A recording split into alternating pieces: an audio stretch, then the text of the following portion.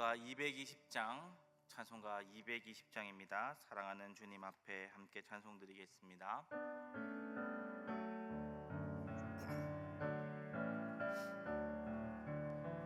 사랑하는 주님 앞에 형제 자매 한 자리에 크신 은혜 생각하며 즐거운 찬송 부르네. 내 주 예수 보내받아 모든 사람 내 몸같이 말랑 근심 위로하고 진심으로 사랑하세. 사랑하는 주님 앞에 온갖 충성 다 바쳐서 괴로우나 즐거우나 주님만 힘써 섬기네. 우리 주님 거룩한 손 제자들의 발에 씻어 남 섬기는 종의 도를 몸소에게 보이셨네. 사랑하는 주님 예수 같은 주로 섬기나니 한 피 바다 한 몸 이룬 형제여 친구들이여 한 몸같이 친밀하고 마음으로 하나 되어 우리 주님 크신 뜻을 지성으로 준행하세. 오늘 시간 기도 제목 가지고 함께 기도했으면 좋겠습니다. 다음 세대를 위해 기도해 주십시오. 우리 다음 세대들이 주님 은혜 가운데 무럭무럭 자라서 예수 그리스도를 주로 고백하고 세상 가운데 온전히 삶으로 예수님을 보여줄 수 있는 우리 믿음의 다음 세대를 되게 하여 주시옵소서. 요즘 학교가 정글 같다는 얘기를 예전부터 하고 있습니다. 정글과 같이 치열하고 경쟁이 있고 힘이 지배하는 그 가운데서도 이들이 예수 그리스도를 온전히 나의 능력으로 삼아 그것을 붙잡고 살아가는 우리 믿음의 다음 세대를 될 수 있게 해달라고 기도해 주시고요. 우리 교회가 말씀과 기도를 사랑하는 교회 될 수 있게 해달라고 기도해 주시고, 한 가지 기도해 주실 것은 이번 주 한마음 야외 예배가 있습니다. 우리 정말 모든 성도들이 한마음이 되어서 우리 예배가 함께 예배드리고 또한 즐기는 시간 될 수 있게 해달라고 우리 함께 시간 기도 제목 가지고 함께 기도드리겠습니다. 사랑하는 풍성하신 하나님 아버지, 은혜를 너무나 감사드립니다. 하나님 아버지 은혜를 더해 주시옵소서. 하나님 아버지, 하나님 아버지, 하나님 아버지, 우리 믿음의 다음 세대를 주님 기억하여 주시고, 정말 하나님 아버지 정글 같은 이 시대 가운데 그들이 하나님 아버지여 세상의 논리대로, 세상의 법칙대로 따라가는 것이 아니라 세상 모든 것을 넘어서는 하나님의 뜻대로, 하나님이 기뻐하시는 뜻대로 우리 애들이 성령의 가치를 믿으며 예수 그리스도를 온전히 나의 구주로 믿으며 하나님 아버지가 기뻐하시는 그 길을 따라갈 수 있도록 주님 붙잡아 주시옵소서. 그들이 하나님 아버지 공부를 잘하고 성공을 잘한다고 해서 주님이 없다면 무슨 의미가 있겠습니까? 하나님 아버지여 모든 것이 헛되고 헛될 뿐입니다. 우리 아이들 마음 가운데 온전히 예수 그리스도를 주로 고백할 수 있는 믿음을 허락하여 주시고, 우리 아이들이 온전히 예수 그리스도를 믿어 그 하나님은 그분을 온전히 구주로 삼아 살아갈 수 있도록 주님 도와주시옵소서. 아이들이 하나님 아버지 믿음을 잃지 않게 하시고 하나님 아버지 안전을 지켜주시며 하나님 아버지여, 예수 그리스도를 붙잡음으로써 모든 것을 이겨나가는 것을 어렸을 때부터 경험할 수 있도록 주님 함께하여 주시옵소서. 하나님, 우리 교회 하나님 아버지여, 말씀과 기도를 사랑하는 교회 되기를 원합니다. 하나님 아버지, 은혜를 베풀어 주시옵고 말씀이 있는 곳에, 기도하는 곳에 우리의 마음과 몸이, 발걸음이 있게 하여 주시옵소서. 하나님 아버지, 우리 교회가 하나님 아버지 한마음 야외 예배드리게 하신 것 너무 감사드립니다.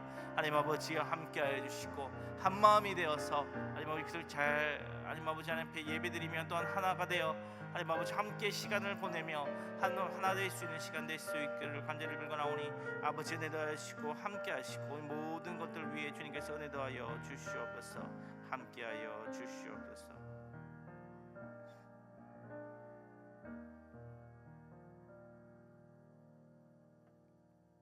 성경 말씀 보겠습니다. 야고보서 2장 1절에서 13절입니다.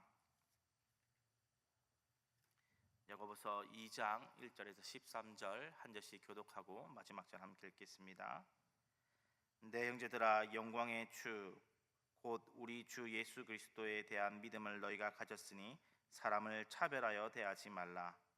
만일 너희 회당에 아름다운 옷을 입은 사람이 들어오고 또 남루한 옷을 입은 가난한 사람이 들어올 때에 너희가 아름다운 옷을 입은 자를 눈여겨보고 말하되 여기 좋은 자리에 앉으소서 하고 또 가난한 자에게 말하되 너는 거기 서 있든지 내 발등상 아래 앉으라 하면 너희끼리 서로 차별하며 악한 생각으로 판단하는 자가 되는 것이 아니냐.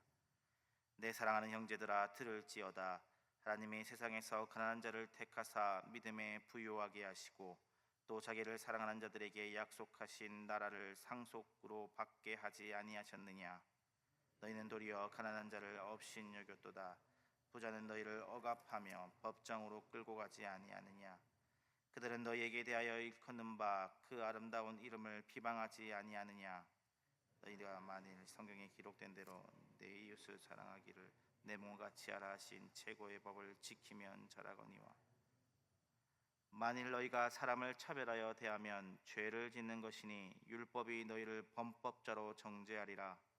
누구든지 온 율법을 지키다가 그 하나를 범하면 모두 범한 자가 되나니 간음하지 말라 하시니가 또 살인하지 말라 하셨은즉 내가 비록 간음하지 아니하여도 살인하면 율법을 범한 자가 되느니라. 너희는 자유의 율법대로 말하고 행하기도 함께 읽겠습니다. 긍휼을 행하지 아니하는 자에게는 긍휼 없는 심판이 있으리라. 긍휼은 심판을 이기고 자랑하느니라. 아멘. 무더운 여름입니다. 성도님들, 저희 가운데 건강은 괜찮으신지요? 이상 기온 때문인지 예전보다 더 더워져서 이제는 정말 에어컨 없는 세상을 상상할 수 없을 것 같습니다. 어떤 이들은 에어컨이야말로 인류 최고의 발명품이라 이야기할 정도로 이 더운 여름에 에어컨이 정말 절실한 것 같습니다. 그런데 때때로 신문 뉴스들을 보다 보면 이 에어컨에 대한 눈살을 찌푸리게 하는 기사들을 보곤 합니다. 무슨 기사인고 하니 일부 아파트의 주민들이 아파트에 경비하시는 분들이 에어컨을 쓰고 있다는 것이 너무나 불편하다면서 어떻게 아파트의 경비가 에어컨을 쐬고 있을 수 있느냐 이렇게 항의하는 내용들에 대한 기사를 종종 보고는 합니다. 한 달 전이죠. 한 7월 10일에도 똑같은 그런 기사가 나온 적이 있었습니다. 어떤 사람이 경비가 어떻게 에어컨을 쐬고 있느냐. 경비라고 해서 에어컨을 쓰지 말라는 법이 없는데 경비하시는 분도 충분히 에어컨을 누릴 수 있는데 어떻게 그럴 수 있느냐라고 하는 항의 자체가 사실은 우리의 눈살을 굉장히 찌푸리게 만듭니다. 우리 교회 성도님들에게 그런 분은 없으시겠지만 세상은 여전히 직업으로 사람을 판단하고 차별하는 것 같습니다. 직업뿐만 아니죠. 그 사람의 재산 상태 혹은 교육 정도 혹은 아름답냐 추하냐 혹은 나에게 잘하느냐 잘하지 않느냐 혹은 나에게 도움이 되느냐 도움이 되지 않느냐로 이러한 여러 가지 잣대로 우리는 사람들을 판단하고 차별합니다. 그런데 오늘 본문은 1절에 명확하게 우리에게 이야기하고 있습니다. 내 형제들아, 영광의 주 곧 우리 주 예수 그리스도에 대한 믿음을 너희가 가졌으니 사람을 차별하여 대하지 말라. 바로 차별 대우에 대해서 성경은 명확하게 금지하고 있습니다. 첫째, 차별은 하나님의 뜻이 아니기 때문입니다. 우리가 사람을 차별 대우하면 안 되는 이유에 대해 성경은 하나님의 뜻이 아니기 때문이라고 말하고 있습니다. 야고보는 당시의 교회에서 이상한 일들이 벌어지고 있는 것에 대해 이야기하고 있습니다. 대부분 그 당시 교회 사람들은 대부분 부유하지 못한 사람들이었습니다. 물론 부유한 사람도 있었겠지만 부유하지 못한 사람들이 대부분이었습니다. 그들은 부자에게 착취를 당하고 고통당하는 가운데서도 교회에 온 부자들을 선대하는 반면 자기보다 가난한 자들을 푸대접하였습니다. 자신들도 차별 대우 당하면서 똑같이 차별 대우했던 것입니다. 야고보는 그런 사람들에게 4절에 악한 생각이라고 이야기하고 있습니다. 왜 악한 생각입니까? 우리는 하나님께서 다 똑같은 하나님의 형상으로 지으셨기 때문입니다. 따라서 그 사람의 환경적인 요소로 대우를 달리 한다면 우리 모두가 하나님의 형상으로 지은 바를 부정하는 것이기 때문입니다. 또한 하나님께서는 세상에서 괄시당하고 눈물 짓고 가난하고 약한 자들의 하나님이시라는 것을 기억해야 할 것입니다. 그래서 5절에 내 사랑하는 형제들아 들을지어다 하나님이 세상에서 가난한 자를 택하사 믿음에 부요하게 하시고 또 자기를 사랑하는 자들에게 약속하신 나라를 상속으로 받게 하지 아니하셨느냐라고 야고보는 경고하고 있습니다. 하나님께서는 늘 가난한 자에 대한 관심을 가지시고 계셨습니다. 심지어 그들을 괄시하고 괴롭혀 그들이 눈물로 하나님께 기도하면 그 기도를 들어주지 않을 수 없다고까지 말씀하셨습니다. 그러니 우리가 가난한 자 혹은 신분에 대해서 혹은 그 사람의 상황에 대해서 형편에 대해서 차별 대우하는 것은 하나님의 뜻이 아니기 아닙니다. 둘째로 차별은 주님의 가르침에 어긋나기 때문입니다. 야고보는 한 가지 더 차별 대우하지 말아야 될 이유에 대해서 이야기합니다. 그것은 바로 주님께서 우리에게 주신 계명에 대한 것입니다. 주님은 우리에게 요한복음 13장 34절에 새로운 계명을 주셨습니다. 새 계명을 너희에게 주노니 서로 사랑하라. 내가 너희를 사랑한 것 같이 너희도 서로 사랑하라고 말씀하셨습니다. 사실 새 계명을 주셨다 했지만 이웃에 대한 사랑에 대해서 분명히 성경은 얘기하고 계셨죠. 내 이웃을 내 몸과 같이 사랑하라. 야고보도 오늘 인용하고 있습니다. 그런데 주님은 그것을 더 뛰어넘어서 내가 너희를 사랑한 것 같이 서로 사랑하라고 우리에게 새 계명을 주셨습니다. 주님이 우리를 어떻게 사랑하셨습니까?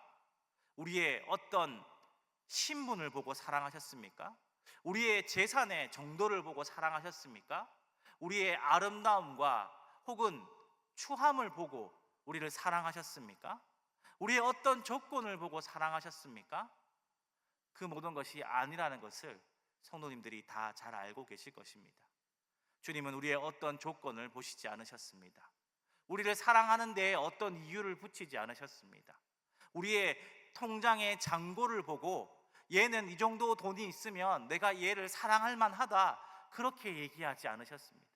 얘는 나에게 잘하기 때문에, 잘한 것이 많기 때문에, 나에게 좋은 것을 많이 해줬기 때문에 그러니까 내가 얘를 사랑할 만하다 그렇게 말씀하지 않으셨습니다. 오히려 우리는 주님을 십자가에 못 박은 죄인이었고 하나님에 대해 배반자였음에도 불구하고, 그러함에도 불구하고 하나님은 우리를 사랑하셨습니다. 주님은 내가 너희를 사랑한 것처럼 서로 사랑하라고 말씀하셨습니다. 우리는 그러한 사랑을 받은 자입니다. 우리가 주님을 사랑받고 구원받는 데에 조건이 있다면 여기에 저를 비롯하여 모든 사람들이 얼마나 앉아 있을 수 있겠습니까? 우리는 주님에게 사랑받을 만한 그 어떤 조건도, 그 어떤 상황도, 그 어떤 형편도 없다는 것을 기억해야 할 것입니다. 이처럼 우리는 자격 없이, 조건 없이 주님의 사랑을 받은 자들입니다. 우리는 그런 사랑을 받은 자로서 우리 역시도 다른 사람을 사랑하고 대하는 데 조건이 없어야 될 것입니다. 어떤 형편을 고려하지 말아야 할 것입니다. 그래서 야고보는 말합니다. 12절에 너희는 자유의 율법대로 심판받을 자처럼 말도 하고 행하라. 자유의 율법이라는 것은 복음 안에서 완성된 율법을 말합니다. 이것을 지키지 않으면 벌을 받을 것 같아 두려워하며 벌벌 떨며 눈치를 보기 때문에 지키는 것이 아니라 내가 먼저 사랑받은 대로 타인을 사랑하라고 이야기하고 있는 것입니다. 세상 사람들 혹은 구약의 율법을 받은 자들은 이 율법을 지키지 않으면 내가 하나님 앞에 벌 받을까봐 벌벌 떨며 그 율법을 행하고 계명을 행했지만 너희는 그렇지 않지 않느냐? 너희는 하나님의 사랑, 예수 그리스도의 사랑을 받은 자로서 예수님이 주신 그 계명을 내가 받은 사랑에 근거하여서 행하는 것이 맞지 않느냐? 야고보는 우리에게 그렇게 이야기하고 있는 것입니다.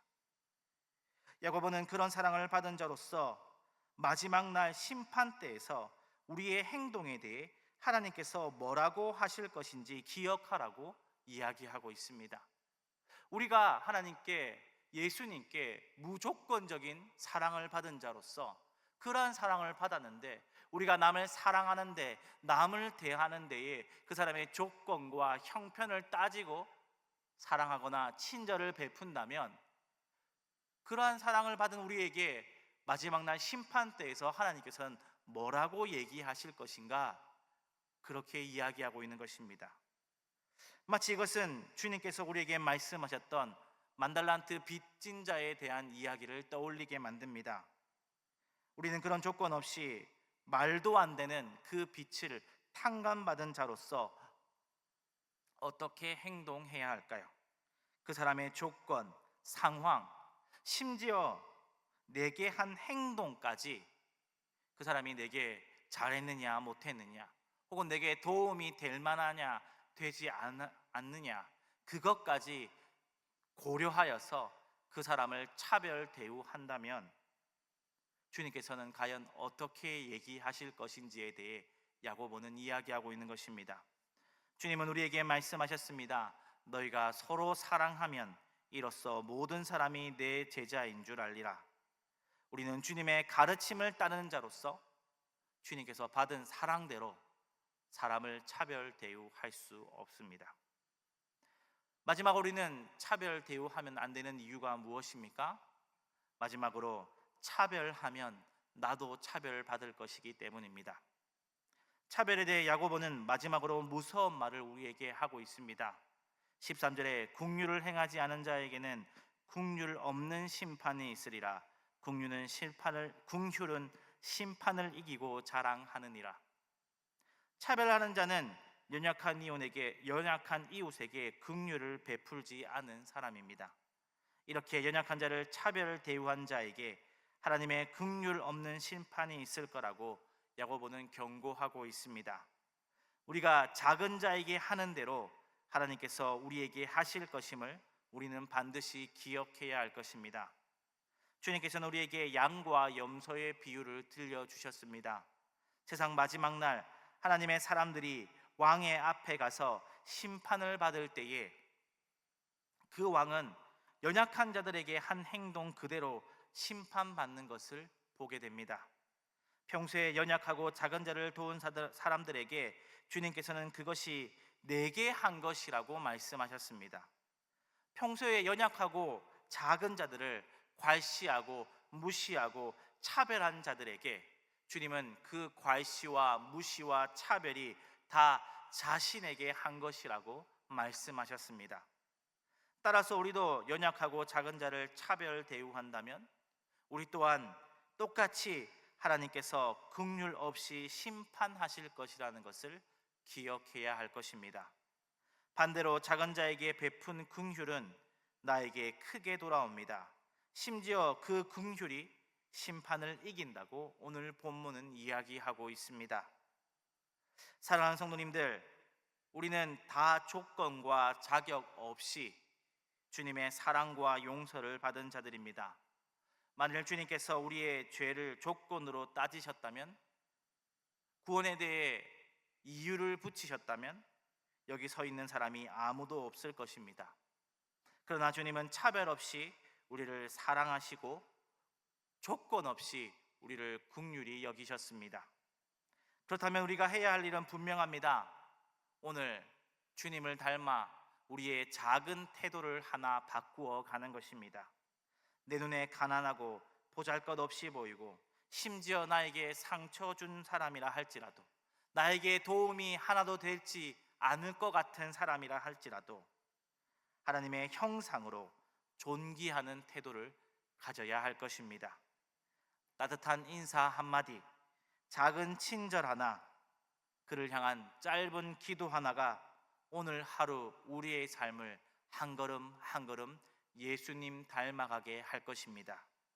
그렇게 한 걸음씩 주님을 닮아갈 때에 마지막 날 심판 때에서도 긍휼이 심판을 이긴다는 이 약속이 우리의 삶의 증거가 될 줄로 믿습니다. 성도님들 모두가 주님의 긍휼 안에 서는 복된 자 되시기를 주님의 이름으로 축복합니다. 기도드리겠습니다. 사랑하는 풍성하신 하나님 아버지, 그렇습니다. 주님께서 우리를 사랑하실 때에 우리에게 어떤 형편도, 어떠한 상황도, 어떤 이유도 붙이지 아니하시고 그저 우리를 사랑하여 주셨습니다. 그런 주님께서는 우리에게 그러니 내가 너를 사랑한 것처럼 너희도 서로 사랑하라고 말씀하셨습니다. 우리가 사람을 어떻게 대하고 있습니까? 이 사람은 과연 내 상냥함과 친절을 받을 만한 사람인가? 혹 우리는 그것을 무의식 중에 구별하고 있지는 않습니까? 이 사람은 내게 잘해줬기 때문에, 이 사람은 내게 도움이 될 만하기 때문에 잘해주고, 그렇지 않은 자들에게 차별 대우하고 있지는 않습니까? 우리도 그 어떤 것도 잘한 것이 없지만 주님께서 그럼에도 불구하고 우리를 사랑하여 주셨다는 것을 기억하게 하여 주시옵소서. 하나님 아버지, 우리가 어떤 사람을 자격이나 조건이나 이유 없이 사랑하는 것은 사실 너무나 어렵습니다. 하나님의 뜻인 줄도 알고 주님의 가르침인 줄도 알지만 우리가 너무나 연약하고 악하여서 주님 닮은 모습을 살아가기가 너무나 힘듭니다. 하나님 아버지, 그러나 우리가 용기 내어 오늘 한 걸음 내딛게 하여 주시옵소서. 작은 태도 하나부터 바꾸게 하여 주시옵소서. 먼저 인사를 건네고 따뜻한 한마디를 건네고 혹은 먼저 그를 위해 기도하는 작은 한 걸음부터 내디딜 수 있는 용기를 우리에게 허락하여 주시옵소서. 그래요, 오늘 우리가 작은 태도 하나, 그것이라도 주님 닮아가길 원합니다. 그렇게 한 걸음 한 걸음 내디려 우리가 차별 없이 모두를 우리를 사랑하셨던 그 주님의 모습을 닮아가게 하여 주시옵소서. 부족함을 압니다. 연약함을 압니다. 하지만 한 걸음 내디딜 수 있다는 것을 압니다. 주님, 우리가 한 걸음 내디려 오늘 우리의 모습이 한 걸음이나마 주님 모습 닮아가게 하여 주시옵소서. 그 어떤 형편과 조건과 이유를 붙이지 않고 차별 대우하지 않고 오히려 사랑하는 우리의 모습이 되게 하여 주시옵소서. 모든 말씀 예수님 이름으로 기도드렸습니다. 아멘.